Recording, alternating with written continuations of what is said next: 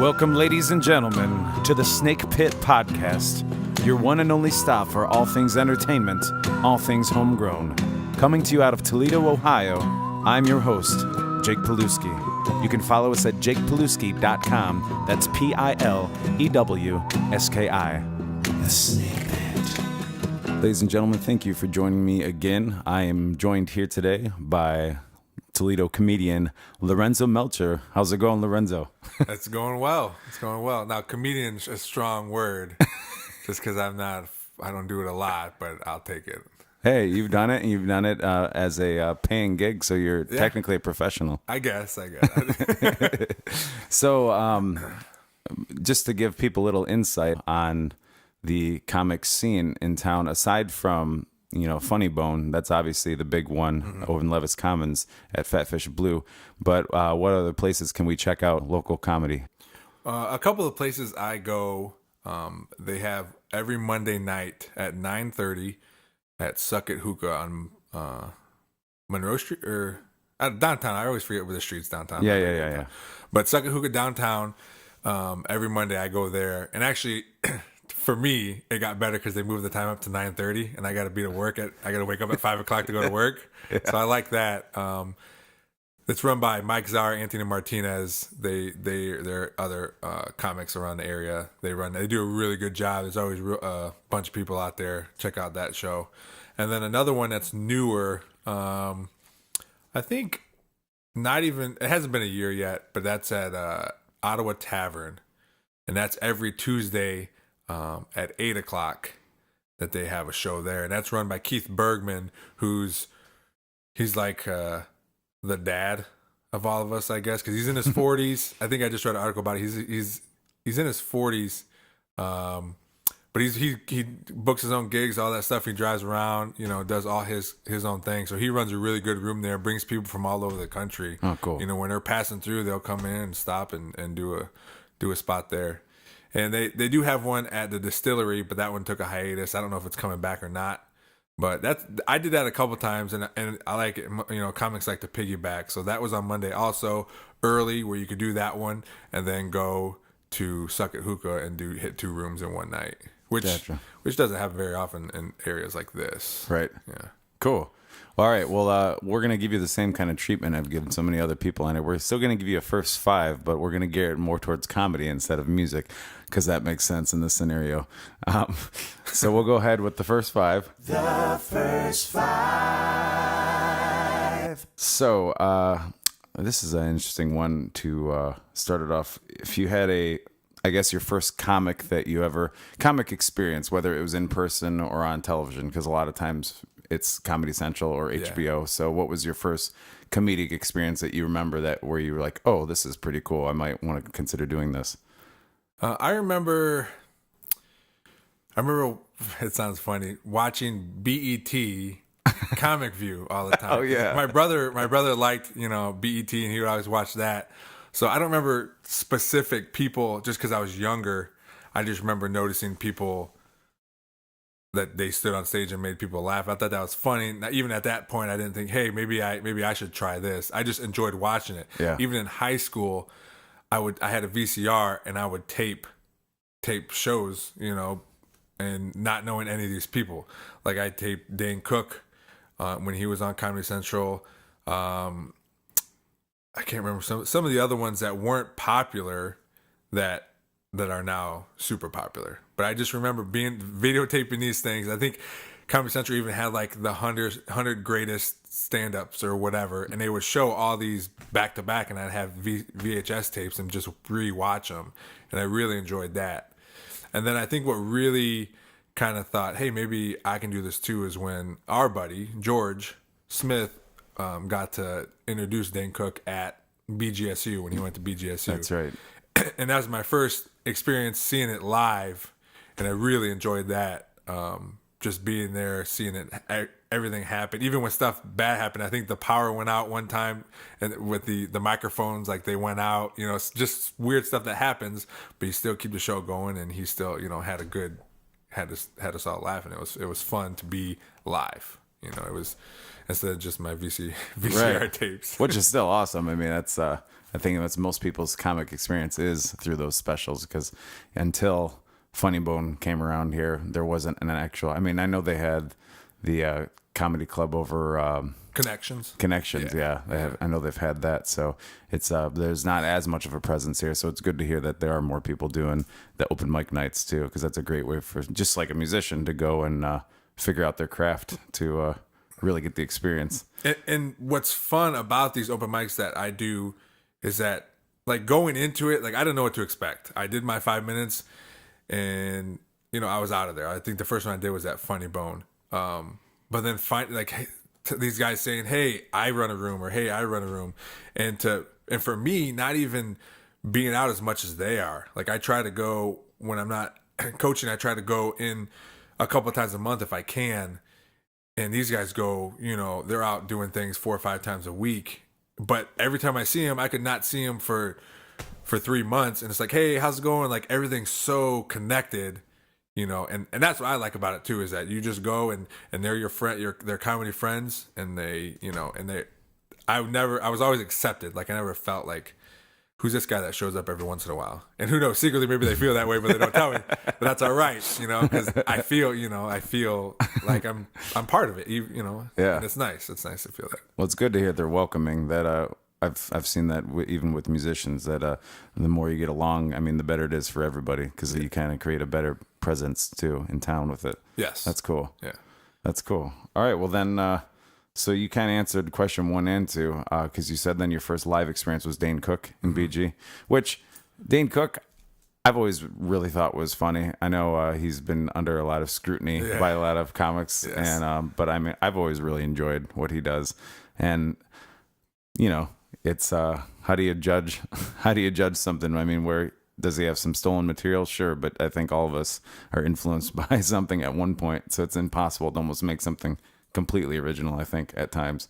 But his charisma and his stage presence, I think, was what really helped him take off, because, like you said, he was on that Comedy Central show. I think he had like a 25-minute spot his first time I saw him on Comedy Central, and within 3 years he was selling out arenas. Yeah. It was, and then in movies. So that's pretty incredible when you can do that.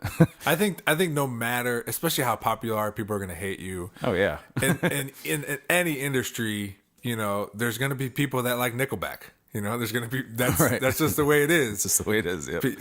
If you find your audience, no matter how you are or what you do, I mean, then there's always going to be people that don't like you. Right. So, and there's nothing you can do about it. And people that are jealous and whatever. But you, as a fan too, you just got to say, "Hey, I like this person, or I like this team, or I like this musician." Yeah. I don't care what you think about it. Which is, I mean, it's impossible for people. I always tell people when they, even with like some friends, like, "Well, they're saying this or that." I said, "There's nothing you can do about it. Right. There's nothing you can do about what they say. You just got to keep, what are you going to do? You can't stop them from saying it." Right. So it's tough when you like someone so polarizing to keep defending it. Right. So you move along. Yes. And that's why we have comedy, is keep people laughing. Yes, that's the point. So if you could, normally I would ask if folks could do a duet or a collaboration. Obviously, comedy isn't as collaborative. I mean, I know it is from a writing standpoint, and I think you've spoken before that you have written with our buddy George Smith before with some comedy, haven't you? Yeah, we've written together, or we'll just shoot text back and forth, or he'll help me out here or there. That's cool. So then what would be your I guess this would be kind of a collaboration. What would be your dream, like, opening for a comic? Like, what comic, if you could open for any, would you want to open for or close for, depending on if you end up being the funnier guy that night? No, I guess I put it I guess some of my people that I like now. Yeah. I listen to a lot of podcasts and a lot of comedian podcasts, and I really started like Bert Kreischer, who's not like, I mean, he's big, he's on TV, he has TV shows and stuff. But I like him a lot. I like Joe Rogan. He can be like super out there, but he's really entertaining. Bill Burr, Louis C.K., those guys who can talk about horrible stuff and it still be funny. Right. Like, just, And that's part of it too, is just not being scared. They're just not scared. Yeah. You know, they're going to talk about, you know, rape, or they're going to talk about suicide. They're going to talk about murder, and they're not. And if they have a joke about it, I mean, obviously, if you don't have a joke about it, then you're just weird. Right. You know, you're just some guy in the corner. But they're not scared, and that's what I like about it. So if there's, you know, guys that I could be a part with, you know, those guys, just because they don't care. Yeah. You know, and everything's funny. You know, they work at it, and that's you got to work at it, and they do. You know, you can tell. Yeah. They do. Well, that's, yeah, typically with any kind of art form, usually the more honest you are and the more, you know, all hands off. I mean, typically it tends to resonate with people more because it's more believable if you're more unapologetic about it. Yes. Especially with comedy, you have to remember what it is. You have to remember that it's meant to maybe push your buttons, but like hopefully get you to laugh. Yes. And if you get offended, well, then maybe you shouldn't be listening to comedy to begin with. Because not saying that, you know, I know you have, like, with like hip hop, you have Will Smith, you know, it was very family oriented, and then you had NWA. So obviously there's a big difference there, but neither one is wrong in what it does. So, I mean, but typically with a lot of comedy, it is going to be vulgar, and it is going to try to step on toes because that's the point. Like it. Yeah. So have you had any embarrassing moments or maybe even humbling experiences as a comedian? I mean, do you get a lot of, are there still that heckler crowd in a local scene, or do you not get that as much? I mean, I haven't been doing it very long. Yeah. I'll say that. But I've done a show where I shouldn't have done it, and the other guys there bailed me out, you know. Gotcha. But it was for a friend who was part of this Moose Lodge, and they wanted a show. I said, yeah, I bring these guys. I brought guys that I did open mics with that are touring and doing other things, and it didn't go well. And I knew then, I'm like, man, I gotta either not do these, which I'm not gonna turn down money, right, or structure it where I'm not up there as long as these other guys. Yeah. And that's where I learned, like, hey, I'm clearly not ready. And I know going into it, I think deep down I knew I wasn't prepared for it, but I wanted to do it anyway. It was for a good friend of mine, and I knew it wasn't there. And that told me, hey, you got to write more, you got to practice more, you got to go to more open mics, which is tough when I got 2 young kids and a job and all that stuff. And it's not an excuse. And that's why these guys that go out do this stuff all the time, I'll always, it's like, hey, here's this shot, you do it, you know, or I got this show, I want you on it if you can. And I'm always gonna step back because they're working as hard as they can to get as far as they want. And to me, I enjoy doing this, but I realize my limitations as far as like how much I can invest into it. And if I'm not fully into it, I'm gonna step back for these other guys. Mm-hmm. And I do it because I enjoy doing it. These guys love doing it too, and they're hoping to make something of themselves. Career, which would I like to do that? Sure, but I'm not gonna leave what I'm doing or where I'm at to do that. So I knew I wasn't ready for that, did it anyway, and I knew, and then after that I'm like, well, here's what happened. And even open mics where you get 5 minutes, I got lazy one time, I went up there and I'm like, all right, well, 3 minutes later and I'm out of there. Like, just don't, you know, it's just wasting my time and the 3 people in the crowd wasting their time. But you know, right. it is what it is, and you learn to. I learned that I had to do stuff differently, and I have, and it's just, for me, it's just the time to make the time to get there. Right. So understandable, just like anything. So I know you said, because you haven't been doing as long as some folks, but I'm sure there's still some things that you see either while you're performing or as a spectator watching others perform, whether it's on television or in person. Do you find anything that pushes your buttons as a performer or as a spectator when it comes to comedy, whether it's, you know, the crowd or a certain kind of performer? Or is there anything that kind of just makes you go, I wish it wasn't that way? Not really. I mean, my first open mic experience was at the Funny Bone, so it was a little more crowd. So going from that and then to these other open mics where sometimes there's not, you're like, man, how is it over here? There's a bunch of people, and when I say a bunch, maybe there's 15. Yeah. Then over here, it's just comics. But that's just the nature of the beast, and you Yeah. learn to deal with that. But as far as other things, I think like, heckling or things not running right, or one time even it was at the funny moment where the mic cord fell out. Things happen. Mm-hmm. You got to just go with it. And I know, and all this stuff is part of comedy. And this is how you grow up listening to these podcasts. This is how it is. You just go through these bad times, or when there's just some of the open mics are just comics, and sometimes those are better, because when you can, for me, if you make another comic laugh out loud, that's so much better than making 50 people laugh, to me, Right. And maybe other people see it differently, but anybody I can make laugh is good. But if you can get a comic I can hear someone laughing at a joke that I wrote, then that's awesome. Yeah.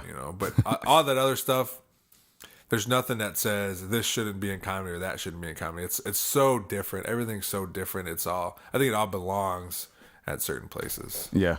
Well, so I have to ask this because me personally, I was always a big fan of Mitch Hedberg. I know he's an acquired taste for a lot because you almost feel like you're on something just by watching him. And he definitely was on a number of things.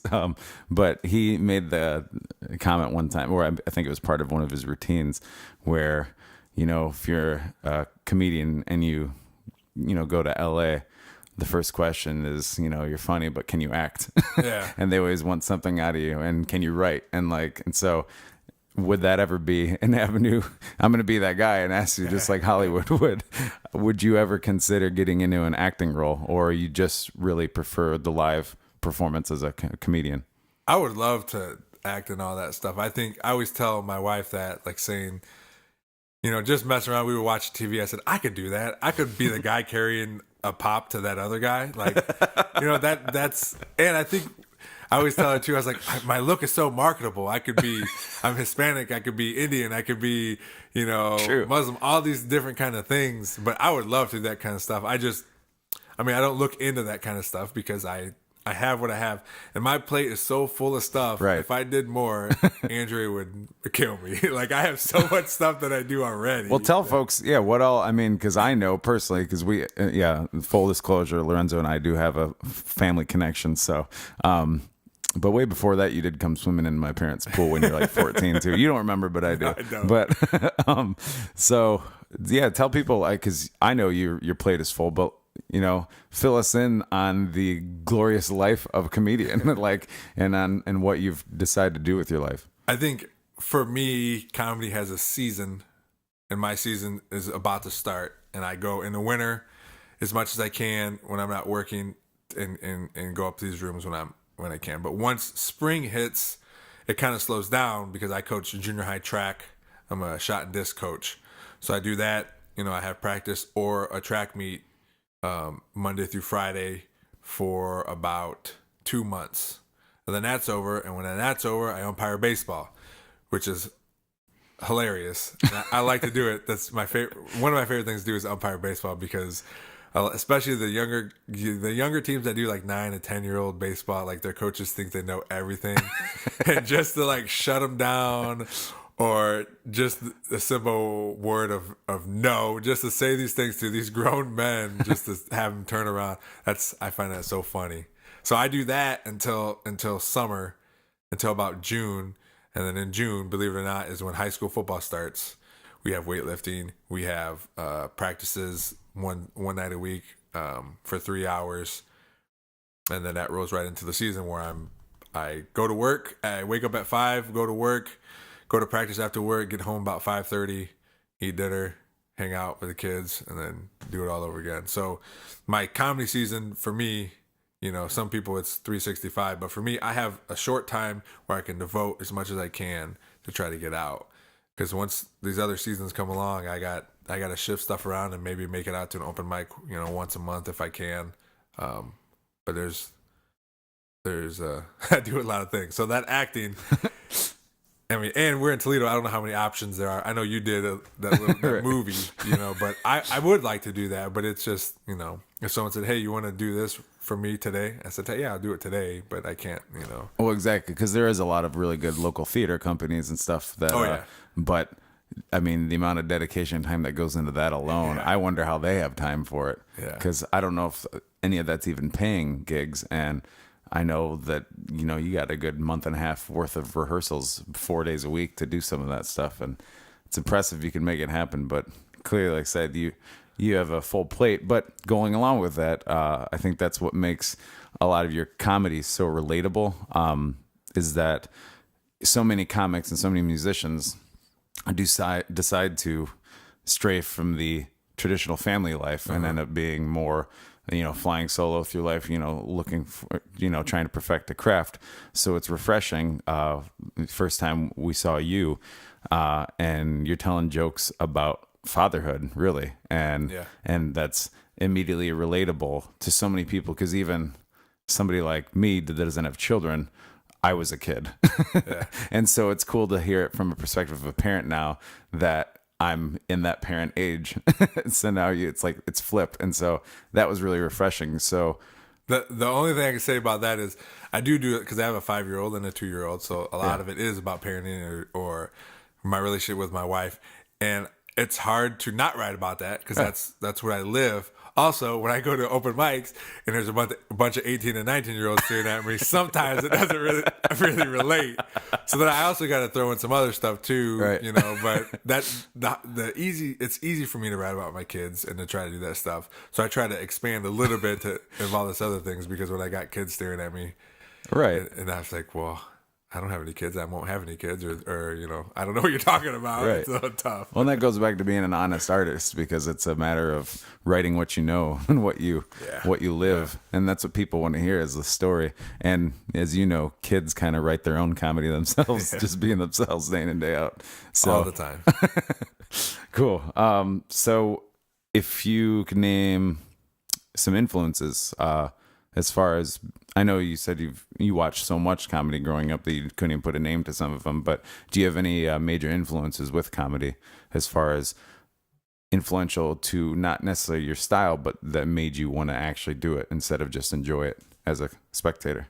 So I haven't watched a lot because I've heard other comedians on podcasts saying they don't watch a lot of comedians because they don't want to start sounding like them. And when I first started, I really liked Tommy John again. And when I would write, I would talk like him. And I said, I can't do that, And so it's hard, but he's a good one. And what's stuff about him is he's popular, and he just had a kid a couple years ago, so now he's writing a bunch of dad stuff. And I've heard other comedians say that too, like yeah, I just had a kid. Now I'm gonna have like this whole new half hour because I can write all about my kids. And I'm like, man, there goes my little tiny Toledo act, and I can't do that kind of stuff. But I try, like I like Tommy John again a lot. And you mentioned Mitch Hedberg, like those guys. I can't write like Mitch though. Like he just joke. And I'm more of a storyteller, right? Which can be tough when you're doing open mics in 5 minutes. But to write like he did, and to hear how he writes, and to hear how he wrote, and how Tommy John again writes is just I go in, I write for 3 hours. Even John again said like I have a notebook. I just keep talking and writing, and then I'll go in that notebook and reread it, highlight stuff, and then put the highlight stuff in a different notebook. I'm like, gosh, like how it's just so much, but that's what you got to do, and that's where he's at. Yeah, and would it be cool to be at that point? Yes, but it's like I said before, I love to do this. It's fun. It's a hobby. Yeah, and I think that's maybe what makes it better for me is that I know it's a hobby and I don't have the stress of like my friend Keith Bergman knowing like I got to go to all these places, I got to book my own tours, I got to do this. He's doing a special in Maumee at the Indoor Theater, like all the stuff he's doing because he has to, and I just do it because I want to. Right. And he wants to also, but having that pressure, correct. And maybe that pressure is what makes you sit down and write. I'm sure it does. And I don't have that, so I don't do it as often. I try to catch notes here every once in a while when my kids say something funny or I see something funny, or if I'm coaching. There's always funny stuff when I coach, and unfortunately I can't use. I've had several jokes where there's a play on these kids' names that I coach, but obviously I can't say their names. Otherwise, if their parents find out, they'd kill me. But I look up to Keith Bergman a lot too because he's hustling. He has kids, and he's out there. He was on the West Coast. He just did a tour down south. He makes it work. And when whenever I text him and say, hey, I'm gonna start showing up again to his open mics, and I haven't done in 3 weeks, he goes, all right, man, well, it'd be great to see you again. Like he's always about it. Cool. You know, and that's what he lives in, and to do that from Toledo is pretty cool. Yeah, absolutely. Well, it's cool that, like you said, kind of like a dad to a lot of the local comedians. It's good to have a figure like that kind of pushes, you know, the rest of everybody. It also is kind of looking out for everybody too, because, you know, folks like Jeff Stewart have done that for the music scene. Yes. And so it's in Andrew Ellis. It's nice to have people like that in town, you know, supporting all the other crafts. Because like I said, it just, the more the merrier, and it makes everything better, and then there's more of a presence for it. Even if it's just a, hey, good set, or I like this joke. Yeah. You know, even if it's a quick little comment, it makes you want to keep doing more. Yeah, cool. So go in, if you don't mind. I'm not gonna be one of those awkward, you know, anchors that tries to get a comedian to tell a joke on the spot, because that's just not how it works. But could you possibly elaborate on your writing process? I know you said, you know, you look to the kids, but I think for some, I think it might be easier to write a song than it is to write a good joke, because a good joke to some is just, you know, one line riddle, you know, and a lot of times it's more story oriented. So, you know, I can write a hook in a song because that's what keeps it catchy, but I don't have the pressure of trying to make somebody laugh. And that's, I think the hard part is with a comedian, is that you're expected to make people laugh. And so do you find like a funny topic or a funny line and try to craft a story around that? Or do you start crafting a story and find funny spots along the way that you just elaborate on? That's so funny you asked that question, because on my way over here, I was listening to Bert Kreischer's podcast, and right when I got out here in front of your house, there was that was the question. How do you, and exactly the same. Do you start with a premise, or do you know, that was so funny. But a lot of times when I write, I have to write every word. Like some comedians can write, you know, jot down ideas and then kind of go in their head about it. And maybe they write it later, but from the beginning, I write every word I say, every the, a, and as it's coming out of my head, I write it all down. And then that's how I try to get it in my head.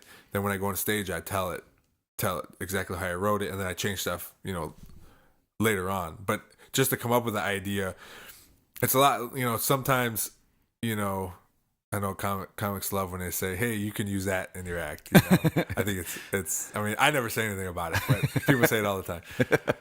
But that's how, especially around the house, like something funny will happen. Or I'll tell Andrea, my wife, I say, I want to write jokes about us spelling words in front of the kids so they don't understand. So then I said, well, I got this word and this word. I needed like another word, and she'll help me out that way. And then I write about spelling words. Like one time she asked me, hey, Lorenzo, come kill this SP Eider. And Mateo says, spider? I'm like, oh yeah. How do you crack that code? You said the word, you know. So that a thing happened, and then I, you know, can write jokes about it or add this or that or whatever to it. But a lot of it's just at my home. And if I don't write a note about it, then I'm going to forget about it. I have a really bad memory, and I'll forget about that little funny thing that happened. and that it goes, and it's funny how that works with coaching too. Because sometimes I wake up in the middle of the night to use the bathroom or whatever, when the kids would get up in the middle of the night, and I would think of something just randomly.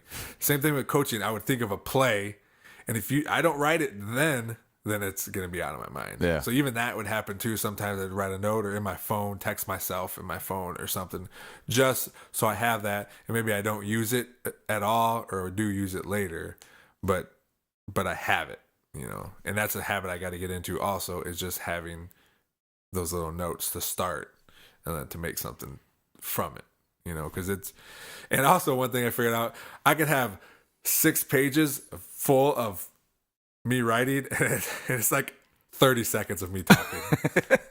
That translated pretty quick when I would time myself. Like, man, my hand hurts, and I talked for 30 seconds. Yeah. That doesn't equate. I don't understand.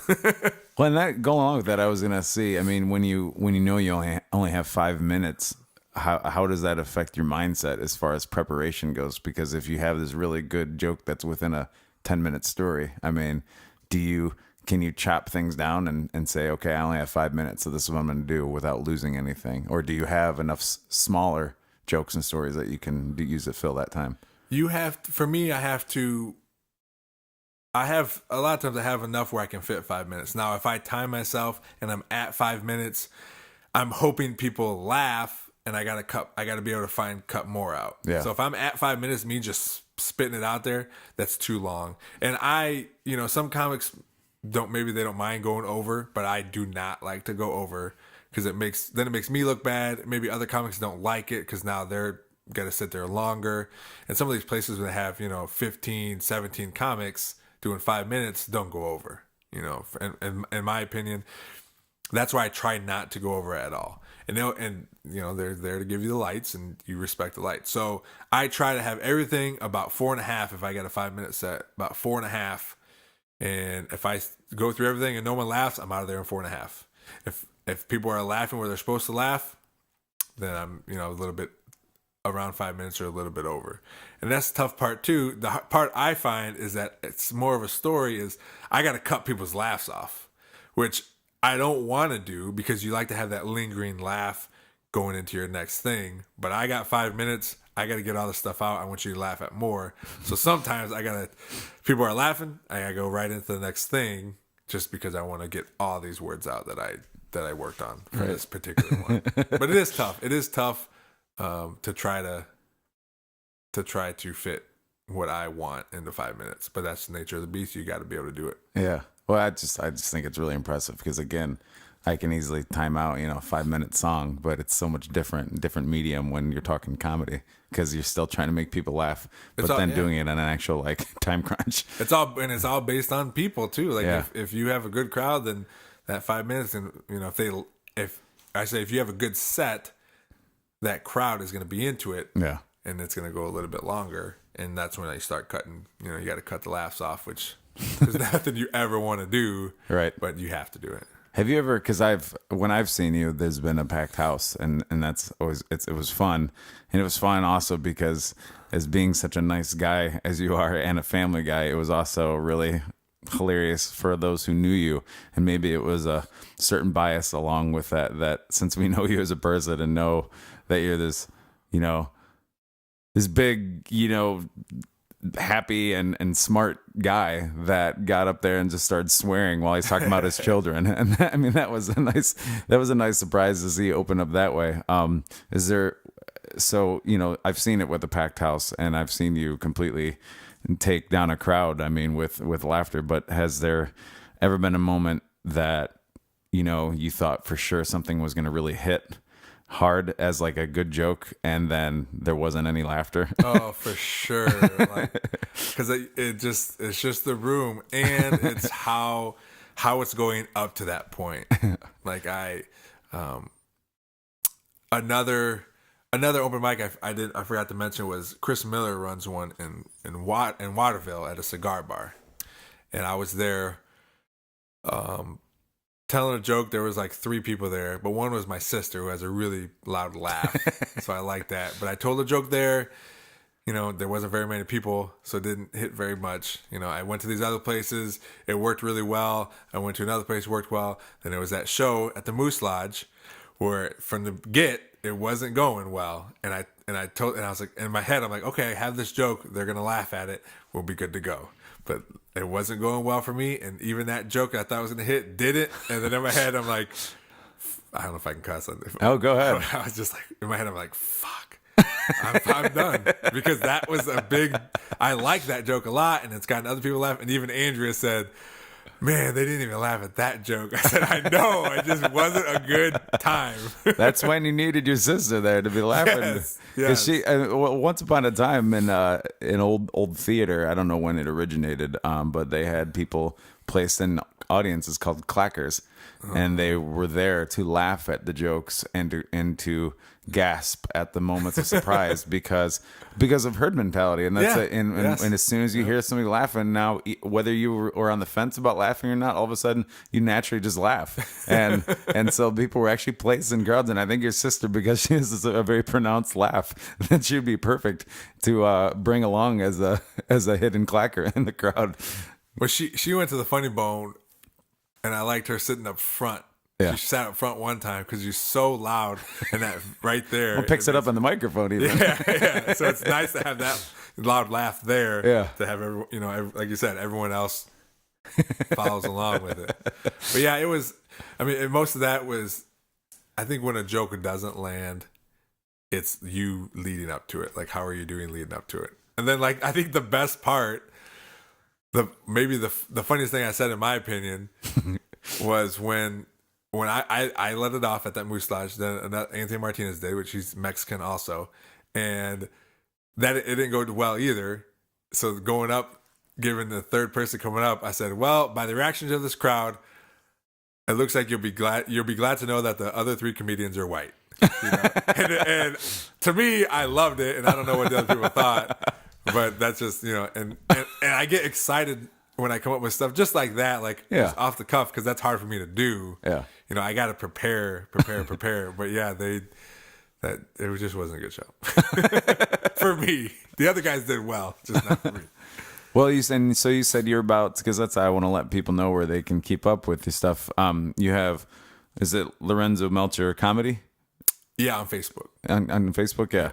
Lorenzo Melchor Comedy. That's Melchor. But obviously, if you're listening to this podcast, you'll see right on the link how to spell his name, and I'll have all that info on there. But so I know you've talked about doing a podcast before. Are you still considering doing that, or is it just a matter of finding the time to?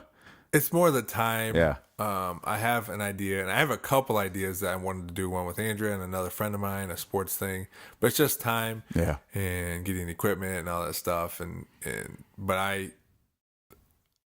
listened to I looked on my phone. I listened to 61 different podcasts. But my work, I can do that because I do landscaping, so I can do it by myself. Or when I'm mowing, I have my earbuds in. But I listen to all that stuff, and I like all that stuff, and it's all different, And I think that's what gives me ideas, because they're all from comedy to true crime to like fictional stuff, like old time radio used to be, where they're actually telling stories. There's even one that specifically tells you to use with headphones, because it's like you're sitting at the table when they're talking, and if there's a person to your right, it comes to your right ear. If there's someone to your I don't know what that's called. I'm sure you know what it's called, but I don't know what it's called. But it's really cool. That's how the sound it's panning is what but it's really cool, and I love podcasts and stuff. And even like another thing I thought about doing is one of my favorite things about coaching is talking, like the pregame speech or talking to the kids. And I've gotten good at writing like motivational type stuff, and that's what I want to do too. I don't know how you get into that kind of stuff, but I like doing that kind of stuff. Like even we had a football banquet. I had this little 30-second little thing that we visited my sister in Louisville, and Mateo wanted to see lions. We don't have lions here at the zoo anymore. And he walked in and he asked about the lions. I said, I don't know. So we walked around almost the entire zoo, and we finally saw the lions. He peeked his head through the bars, and real quiet, like no one was. He didn't think anybody was listening to him. He goes, "Lions for real." And he was so serious, like this. He's at the mountaintop. He did it. He wanted to see lions, and he finally saw for real lions. And I told all the parents and the kids and all the coaches, said, this is for everybody. Said everybody has for real lions. Maybe it's the kid coming back next year. He wants to be a starter, wants to make the playoffs, wants to win a state championship. Maybe it's the kids who are graduating. They're a lion. They just want to get to college, or they want to graduate, become a teacher. Or the parents, their lion is to get a raise or to get a new job, to start a career. Everyone has their lions. So when you finally see your lion for real, remember how you feel when you see it. Yeah. Because that's the greatest feeling, And I came up with that in the shower in like 5 minutes. And I was telling Andrew about it. She really liked it. And like even throughout the year when I had my motivational speaks before the game, my pregame speech, like was like, I love doing this, and I like to see the kids' faces, you Yeah. know, when they get into it. And especially, my favorite thing to do is when you just throw in a cuss word. It doesn't have to be that big. To high school, to freshman kids, they lose their mind, you know. Especially if I get mad and I cuss, it's different. But if I'm like getting them pumped, getting them hyped, and I throw in a fuck or whatever, they lose their mind. And that's what I like.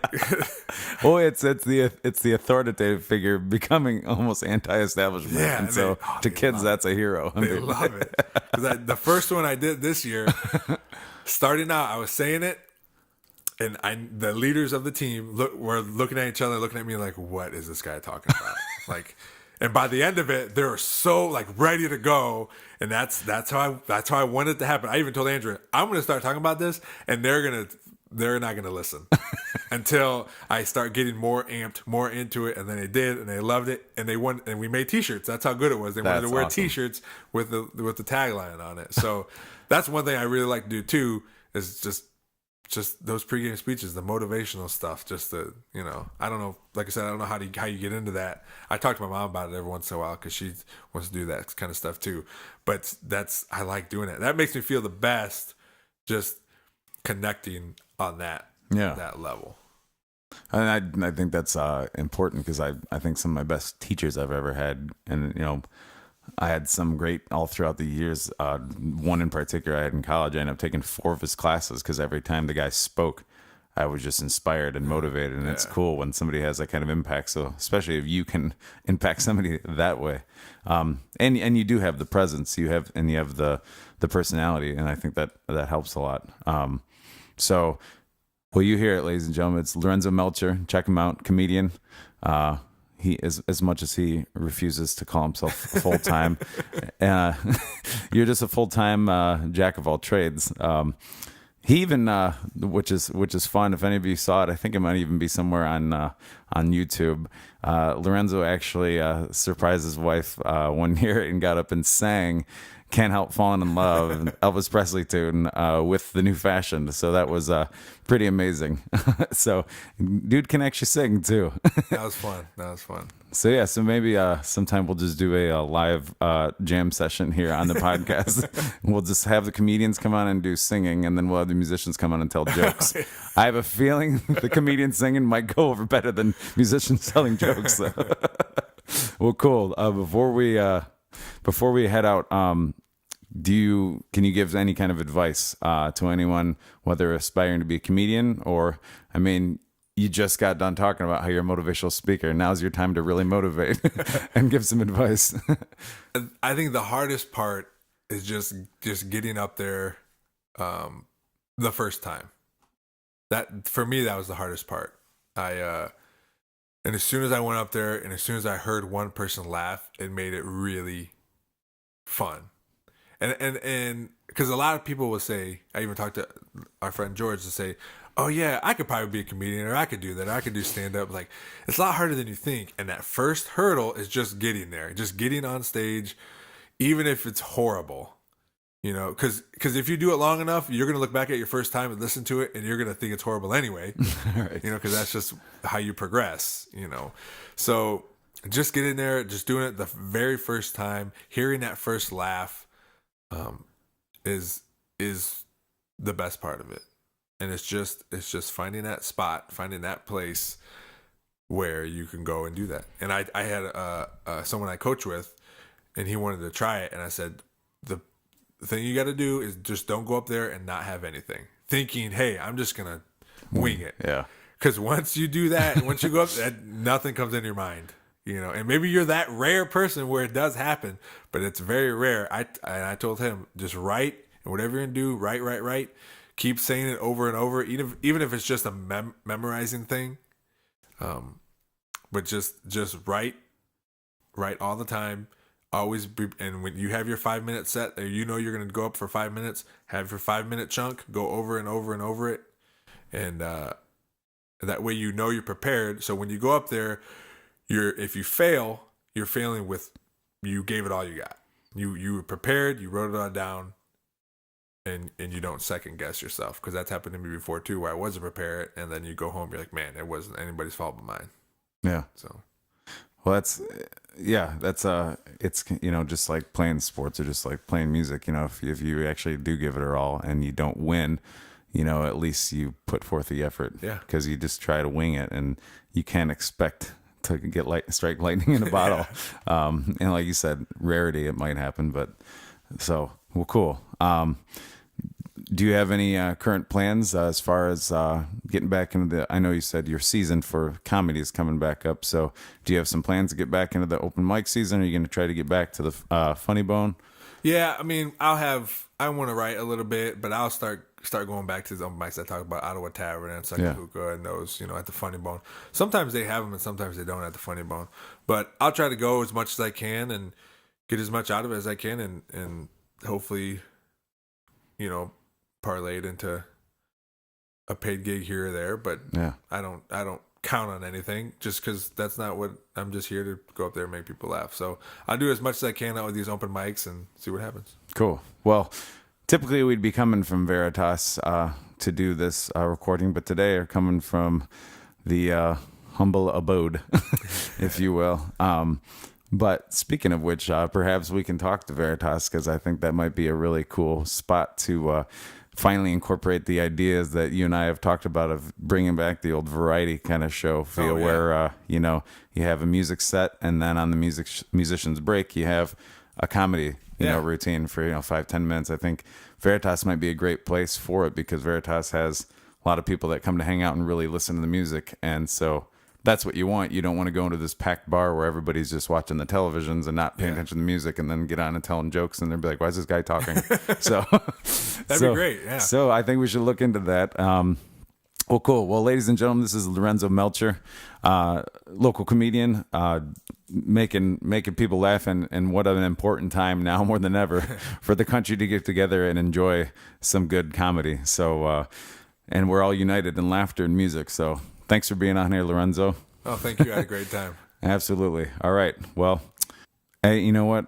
I have a joke for you. I created it myself, and I don't know if I'm proud or if I'm just or what it is exactly, because it's straight up like grade school riddle kind of joke, and those were always my favorite. The really bad one-liners growing up. So, what do you call it when two mummies simultaneously flatulate? What? A Tutankhamun. You're welcome. You can use that in your act. All right, we'll see you next time. Thanks, bud. You can follow us at jakepilewski.com. That's Pilewski.